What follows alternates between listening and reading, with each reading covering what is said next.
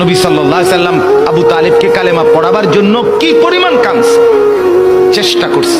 শেষ মুহূর্তে বলছে, চাচা চাচা কালেমাটা পড়েন না চাচা। বলছে না, মানুষের কাছে বেইজ্জতি হব, পড়বো না, মানুষ লজ্জা দিবে।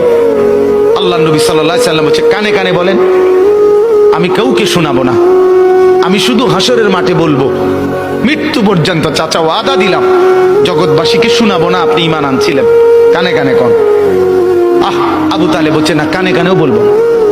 এবার নবী বলে চোখের পানি ফেলতে ফেলতে, চাচা এমনও কইতেন না তো, ঠিক আছে চাচা আমি কালেমাটা পড়ি, আপনি শুধু ঠোঁটটা নাড়েন,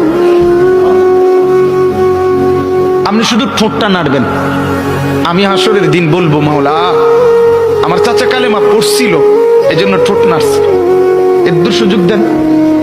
চাচা বলছে না না না, আমি ঠোঁটও নাড়বো না।